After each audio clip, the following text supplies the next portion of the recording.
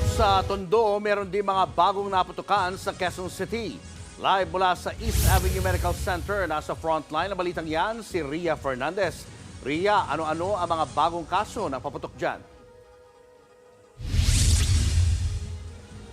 Julius, ikalawang araw na ng bagong taon. Pero alam mo ba, may mga nabibiktima pa rin ng paputok base sa pag-iikot natin sa mga ospital dito sa Quezon City. Isa na riyan ang 48 taong gulang na bisor ng warehouse na posibleng maputulan ng kamay matapos masabugan ng plapla. Nakaswero at nakapagpalit na ng damit ang supervisor ng isang warehouse na si Rainiel Pawilan.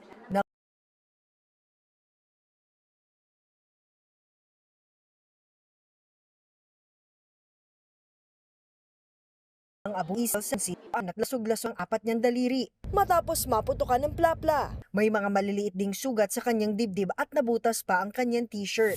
Nadali siya ng plapla na kinumpiska niya sa isang rider sa kanilang warehouse. Magbo-birthday siya sa January 6, mukhang mapuputulan pa siya ng isang kamay. Hawak ko lang yung plapla, pinatong ko din yung lighter.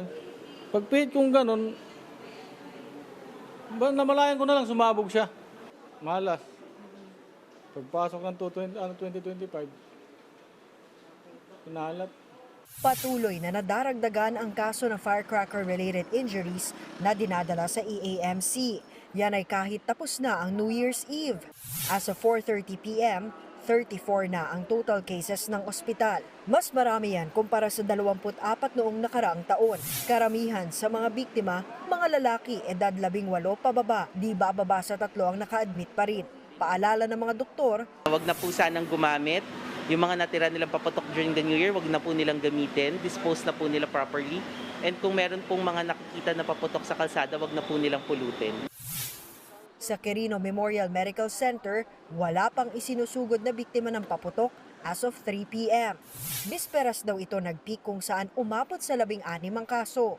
Isa ang nakakonfine pa. May fracture, may butong nakalabas, may naputol na daliri, and multiple injuries sa kamay. Zero rin ang kaso sa QC General Hospital buong umaga kanina. It was mainly po minor injuries po, mga abrasions, meaning magasgas po, galos lang po. And majority were actually passive injuries.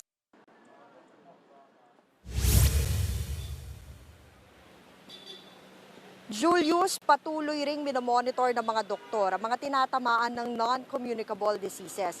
Marami kasing nai-stroke at na-aksidente sa pagmamaneho dahil lasing ngayong holiday celebrations. Tulad dito sa East Avenue Medical Center Emergency Room, marami yung itinatakbo at sa kanilang kabuang tala, aabot sa halos 200 ang pasyente nila sa mga ito.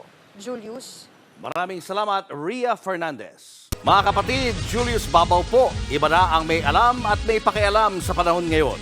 Para sa frontline ng mga balita, mag-follow at mag-subscribe sa social media pages ng News 5.